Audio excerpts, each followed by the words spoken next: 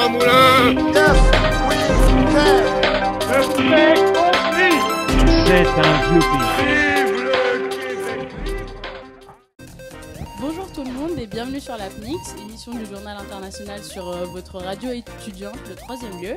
On se retrouve aujourd'hui pour, comme d'habitude, avec moi Zoé Baudouin, Paul Robillard, Titouan Boulanger et Elodie Babinet. Bonjour tout le monde. Coucou. Bonjour. Salut. Et aujourd'hui on se retrouve pour vous parler de la crise vénézuélienne actuelle. Pour ceux qui n'ont pas eu le temps de s'attarder sur les événements qui ont eu lieu au Venezuela, cette émission est pour vous. Aujourd'hui, l'émission qu'on vous propose a tout simplement pour but de rappeler les grandes lignes de ce qui est en train de se passer. On vous résume un peu tout ça de manière légère.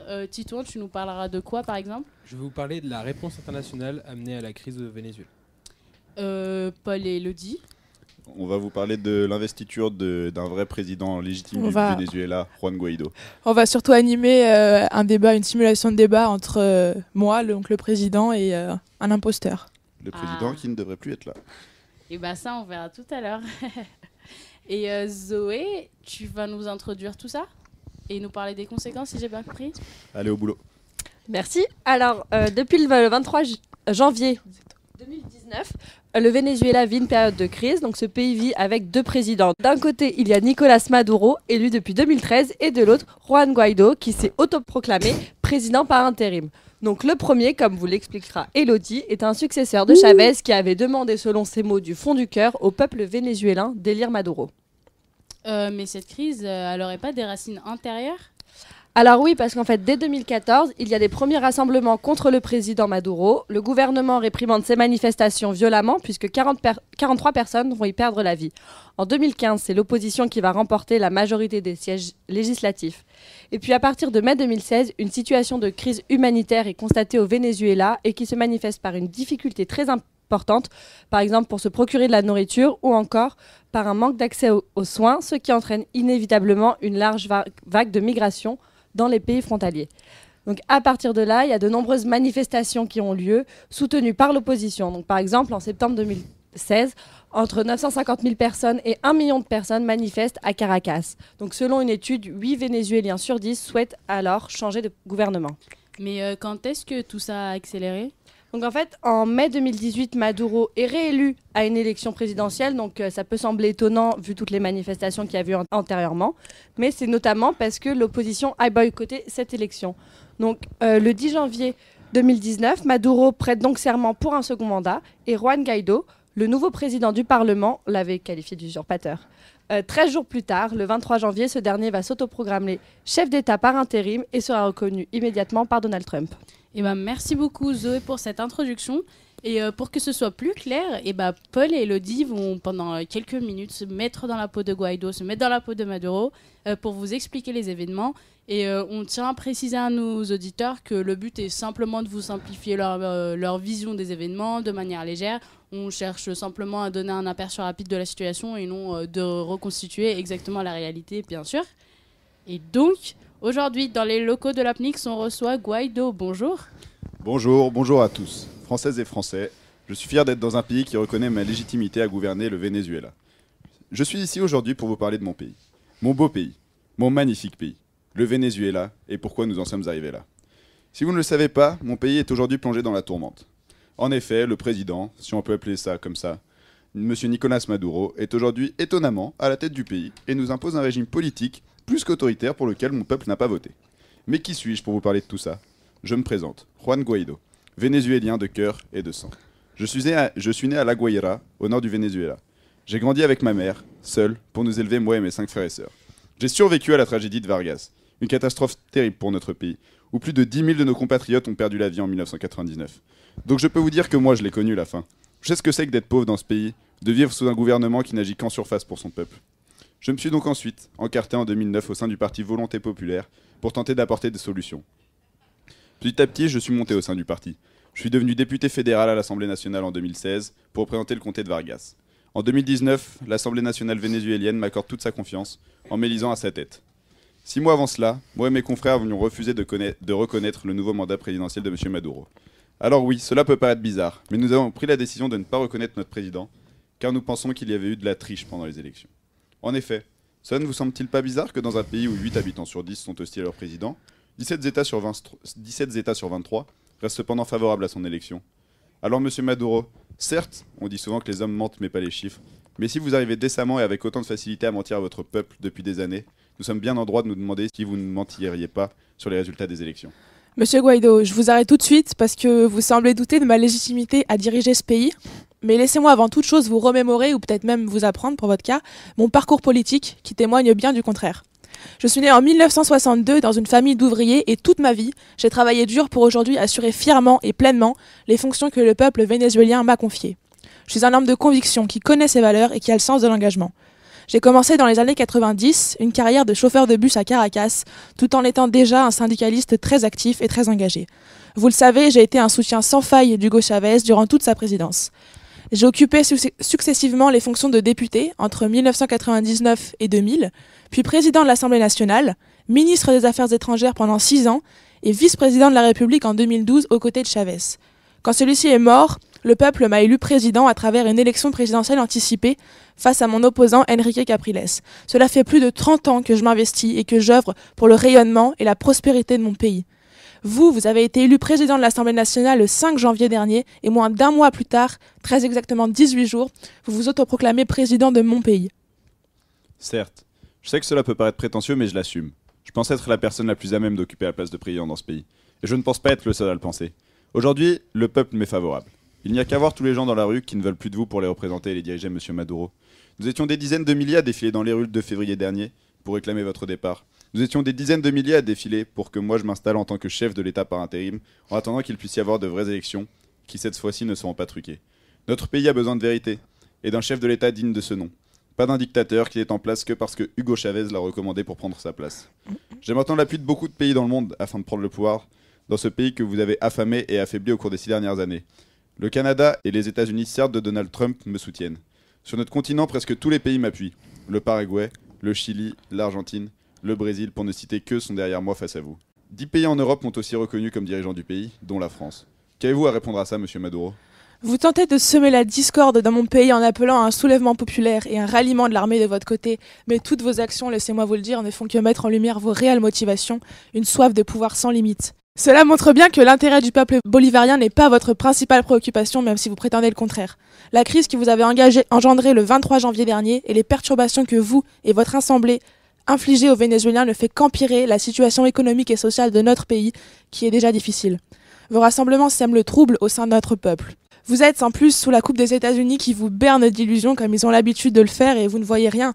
L'administration américaine de Donald Trump a déjà pris la décision d'imposer de lourdes sanctions à une compagnie pétrolière vénézuélienne pour essayer de faire pression sur moi. Mais ces mesures de rétorsion malsaines ne sont que le début d'une longue série que vous-même, monsieur Guaido, infligez à vos concitoyens en étant un allié des États-Unis. Vous ne faites que participer à la chute dans laquelle ce pays se précipite. Vous avez vos soutiens, mais laissez-moi vous dire que j'ai également les miens. Des grandes puissances comme la Russie, la Chine ou le Mexique qui sont non négligeables dans la société internationale et dont les intérêts sont trop souvent bafoués et la voix étouffée par les pays qui vous soutiennent, qui n'hésitent pas à se positionner comme juge international, capable de déterminer ce qui est juste ou non, ou dans notre cas ici présent, de juger qui est en mesure de diriger le Venezuela. Monsieur Maduro, au l'honneur de votre défunt gourou, monsieur Chavez, je souhaiterais qu'aujourd'hui vous ayez la décence de vous retirer. Qu'est-ce que ce pays vous a fait pour que vous le mettiez dans cette situation? Une inflation de 2610%. Ça vous paraît logique? Oui. C'est tout ce que vous avez à répondre, c'est bien ce qui me semblait. Les enfants de ce pays n'ont pour certains pas les moyens de se nourrir à leur faim, et trouver des médicaments adaptés relève aujourd'hui du Ce n'est miracle. pas moi le responsable. Qui est-ce? C'est la conjoncture économique. Depuis 2013? Oui, je fais tout ce que je peux, mais vous feriez la même chose à ma place. Alors, quand Hugo Chavez était là, tout se passait bien, et depuis que vous êtes là, rien ne C'est va. complètement faux, c'est entièrement faux. Regardez les autres pays du monde, ils sont également en crise et il y a des présidents qui sont pas... Qui sont pas des dictateurs? Oui, peut-être. Le peuple n'a pas le droit de s'exprimer, et vous brimez la liberté de la presse. Comme un désaveu du fait que votre temps est révolu, vous obstruez tous nos messages, comme je viens de le dire, ceux de l'opposition sur les médias locaux. Mais qu'importe, monsieur Maduro, nous nous battrons avec nos armes. Celles d'un Venezuela moderne et qui a besoin de renouveau. Vous pouvez m'empêcher de communiquer par la télé ou les journaux? Je passerai par les réseaux sociaux. Vous pouvez nous empêcher de manifester grâce à vos forces armées, mais bientôt l'armée sera de notre côté. Oui, j'attends ça. Aujourd'hui, monsieur Maduro, et avant que trop de dégâts ne soient faits, j'en appelle à votre bon sens et à votre amour du Venezuela pour que vous me laissiez diriger ce pays. Mais vous n'avez pas la moindre idée de ce que représente cette fonction présidentielle et de comment diriger un pays. Vous vous autoproclamez président par intérim et vous soutenez que mon gouvernement viole la Constitution. Mais regardez-vous, monsieur Guaido, vous n'avez pas les épaules pour porter le poids que la fonction de chef de l'État représente. Vous osez me qualifier d'usurpateur, mais vous n'êtes qu'un clown. Même pas vrai. Merci beaucoup à vous deux, mais avant que la situation ne dégénère, on va laisser Zoé apaiser toute cette tension. Mais merci encore. J'ai gagné, non? Pas de gagnant, pas de perdant. Plus de ici. micro. Les locaux de l'APNIX sont très neutres quant à ce sujet. Et du coup, Zoé, dis-nous quelles sont les conséquences de ce débat permanent sur la situation du pays? Alors, je ne sais pas si on peut parler de conséquences d'un débat permanent, parce que c'est quand même depuis 2016 qu'on peut considérer qu'il y a une crise humanitaire au Venezuela. Donc, je vais juste donner quelques chiffres qui datent de mai 2018. Donc, par exemple, au Venezuela, en ce moment, il est très difficile de manger, donc on ne peut pas s'imaginer réussir. La seule chose à laquelle on pense, c'est vraiment comment manger. Donc, avec la crise et l'inflation, comme l'a dit Paul avant. Il faut au minimum 63... C'était pas Paul, mais Juan Guaido. Pardon, Guaido. Il faut 63 salaires minimum pour acheter le panier familial de base. Donc près d'1 million de personnes sont sous-alimentées et 5 à 6 enfants meurent chaque semaine de malnutrition. Donc ensuite, la sécurité et le manque de nourriture et de médicaments vont pousser les gens à fuir leur pays. Il y a une vague de migration par Cúcuta qui est sur la frontière du côté colombien. 37 000 personnes passent chaque jour en Colombie avec un permis pour acheter à manger et presque 1 million a fui depuis mi-2017. Donc les Vénézuéliens vont surtout aux États-Unis, au Brésil ou encore en Espagne. Fin 2018, certains ont considéré que près de 10% de la population a quitté le pays. Donc, ce qui est très difficile également pour le peuple vénézuélien, c'est l'accès aux soins. Le personnel médical a été divisé par 2 dans les hôpitaux publics. Près de 80% des médicaments et du matériel médical manquent. La mortalité infantile a augmenté de 30% en 2016 par rapport à 2005. La situation est donc vraiment alarmante. Mais depuis plusieurs jours, il y a un brin de fer autour de l'aide humanitaire au Venezuela entre ces deux présidents. Maduro et Guaido. Ces deux chefs d'État qu'on considère comme on veut. Par exemple, il y a beaucoup de critiques qui sont faites, comme 2 concerts qui sont organisés aux frontières de chaque côté, d'un côté vénézuélien et de l'autre côté colombien, soit pour dénoncer l'aide américaine, soit pour demander une aide internationale et le déblocage de la situation. Guaido avait promis l'arrivée d'une aide humanitaire internationale. Cependant, Maduro a ordonné la fermeture des principaux ponts frontaliers et 2 camions chargés d'aide envoyés par le Brésil ont dû s'arrêter à la frontière. C'est bien d'aider notre pays, monsieur Maduro. Hein. Super. On apporte des soins et vous arrêtez tout. Super. C'est un peu ça, parce qu'en fait, ce qui se passe, c'est que Maduro... Fuyard, il a fui en Colombie, il ose me dire ça. Maduro estime que l'envoi d'une aide humanitaire par les États-Unis arrive juste avant une intervention armée de Washington pour l'évincer du pouvoir. Donc, surtout que samedi, donc le 23 février, Washington a annoncé son intention de passer aux actes pour soutenir Guaido. Mike Pompeo, secrétaire d'État aux États-Unis, tweet « Les États-Unis vont passer aux actes contre ceux qui s'opposent à la restauration pacifique de la démocratie au Venezuela. Maintenant, le temps est venu d'agir pour soutenir les besoins du peuple vénézuélien désespéré. » Il est vraiment bien pensant, ce Mike Pompeo. La preuve que vous laissez complètement berner par les États-Unis. Alors oui, mais les États-Unis envoient quand même de l'aide aux Vénézuéliens, alors que la marine vénézuélienne a menacé de tirer sur un navire américain qui avait à bord de l'aide humanitaire. C'est bien de détruire nos aides. Bravo. Super. Comme le dirait le ministre colombien des Affaires étrangères, cette action pacifique et de caractère humanitaire a été interrompue depuis le Venezuela sous le régime usurpateur de Maduro, avec une répression violente et disproportionnée. Mais encore, c'est un débat totalement c'est sans complètement prise de objectif cette position. chronique là, non? Quelle objectivité. C'était les faits. C'est les faits, ce sont les faits. Ah, ce sont les faits. Ce sont les faits. Et bah, merci de nous L'histoire avoir... a été réécrite là quand même. Mais oui. Merci de nous avoir éclairé sur la situation alarmante, Zoé. Mais du coup, justement, face à cette situation de crise humanitaire, comme tu l'as appelé toi-même, Titouan, tu vas peut-être nous éclairer sur la réponse internationale. Du coup, on a un premier aperçu de ce que Zoé nous a dit. Et si tu pouvais nous détailler un peu tout ça. Alors oui, Aya, c'est clair que notre vision sur cette actualité, elle doit nécessairement dépasser les frontières du pays. La crise, elle est évidemment interne, mais le Venezuela présente des enjeux internationaux majeurs que l'on résumera ici en 2 grands points, mais ils sont nombreux. D'une part, les réserves de pétrole du pays sont colossales, et d'autre part, cette situation politique chaotique se heurte aujourd'hui aux idéaux démocratiques promus à l'ONU. Autour de ces deux enjeux se polarise alors la position internationale. Cette fracture n'a en réalité rien de bien original puisqu'elle suit la division habituelle qui se forme lorsqu'il s'agit de se pencher sur les débats internationaux. Ainsi se distinguent d'une part les États-Unis et l'Europe, et de l'autre la Russie et la Chine, en gros les deux nouveaux blocs héritiers des blocs de la guerre froide. Alors on va commencer par la position des États-Unis et de l'Europe, puisqu'elle est un peu le point de départ de cette discorde et qu'elle aide à comprendre la position adverse, entre guillemets. Alors les États-Unis et l'Europe, il faut commencer par savoir qu'ils ont lancé un ultimatum à Nicolas Maduro pour lui demander de réorganiser des élections présidentielles. Donc c'est la solution qui paraissait la plus simple, la plus logique. Et malheureusement, Nicolas Maduro, on s'en doutait un peu, a rapidement refusé, a repoussé l'échéance jusqu'à affirmer un non clair qu'il ne referait pas d'élection. Et ça a mis les États-Unis et l'Europe dans une position un peu compliquée, parce qu'il s'agissait de savoir s'il fallait stopper toute intervention pour ne pas aller plus loin dans une ingérence, ou au contraire continuer à aider les Vénézuéliens. Et c'est là que le bas blesse, si j'ose dire, puisque les États-Unis et l'Europe... Ose le dire, Titouan, ose le dire. Puisque les États-Unis et l'Europe se sont lancés dans une ingérence de plus en plus poussée qui peut poser question. Notamment, j'ai pu en lire un peu quelques informations, quelques points de vue dans le Courrier international, notamment dans un article allemand du Frankfurter Allgemeine Zeitung. J'ai fait allemand LV1, qui explique que cette position est très compliquée, puisque reconnaître un président qui n'est pas en place dans un pays, c'est une ingérence extrêmement forte dans un pays étranger. On est d'accord. Et il faut dissocier les États-Unis de l'Europe, puisque les États-Unis ont une réelle influence, on le sait, on l'a vu dans les premières émissions, notamment dans une chronique, c'est pas pour faire de la pub personnelle, mais dans la première émission, une chronique sur le rapport entre les États-Unis et l'Amérique du Sud.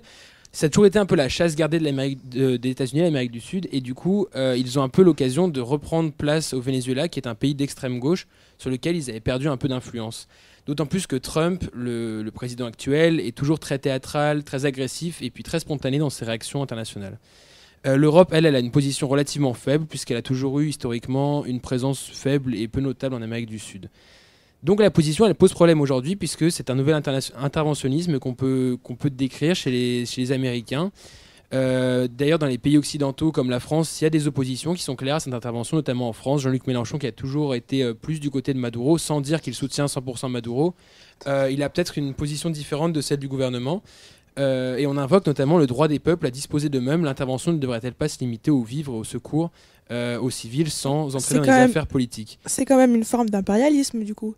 C'est ce que justement, c'est une bonne transition, puisque c'est là que se construit la position sino-russe, puisqu'il se base sur le fait à l'ONU qu'il y a quelque chose qui s'appelle le droit des peuples à disposer d'eux-mêmes.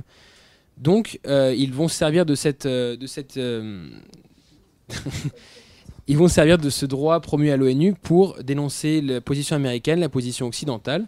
Il faut savoir que l'URSS, maintenant la Russie, mais qu'à l'époque l'URSS et la Chine ont toujours été les soutiens du Venezuela, notamment depuis l'arrivée de Chavez au pouvoir et son tournant pro-cubain.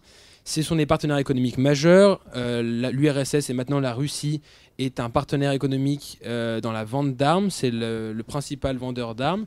Et la rupture avec les États-Unis, qui se passe entre les États-Unis et le Venezuela, elle encourage encore plus les liens sino-russes avec le Venezuela. La Chine, elle, c'est le créancier principal du Venezuela, et ce remboursement, il s'effectue en pétrole. Alors c'est là que se distingue la Russie et la Chine, puisque la Chine, elle craint que cette instabilité fasse une rupture dans ce remboursement, puisque d'un côté, si Maduro se maintient, il a actuellement d'autres priorités que le remboursement de la dette chinoise, mais d'un autre côté, si c'est Guaido qui passe au pouvoir, on peut craindre qu'il fasse une complète refonte de ses relations internationales, et notamment rompre toute activité avec la Chine. Donc la Chine est un peu dans un cul-de-sac et ne sait pas trop comment se positionner, même si elle garde une position plutôt pro-Maduro. Geng Shuang, le porte-parole des affaires étrangères, a dit que la Chine était prête à travailler avec toutes les parties.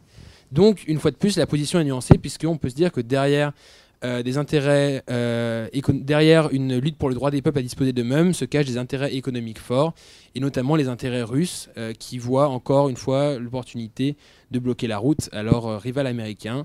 Il faut finir en disant que ces deux pays, la Russie et la Chine, sont au Conseil de sécurité de l'ONU, et donc qu'ils peuvent bloquer par veto toutes les résolutions possibles, et que tant que la Chine et la Russie resteront sur la position, l'ONU sera bien incapable d'intervenir au Venezuela. Merci beaucoup, Titouan, et surtout merci à vous quatre de nous avoir éclairé sur la situation actuelle au Venezuela. Le quiz. Alors je m'excuse, mais aujourd'hui il n'y a pas de quiz. Oh. On aura un quiz l'émission prochaine. Je n'oublierai pas ça. Mais du coup, en tout cas, merci notamment à la présence de Guaido et Maduro dans les locaux de la FNIX. C'était un plaisir. Comme De quoi, rien. on a des intervenants dans cette Je émission. retourne finalement. diriger mon On pays avait là du coup. d'intervenants, Mais... chacun sa conception des intervenants. Ouais. Nous, on en Voilà. avait, hein. C'est clair. Et du coup, qui dirige notre pays pendant qu'on n'est pas là? Et du coup, on tient à rappeler que ce qu'on a essayé de résumer, la situation, elle change en permanence. Donc, pensez bien sûr à aller suivre la suite des événements tous les jours. Et à l'émission prochaine, tout le monde. Adios. Adios. Ich bin ein Berliner. Entre ici, Jean Moulin. Yes, we can. Je vous ai compris. C'est un vieux pays. Vive le Québec libre. I have a dream. I have a dream.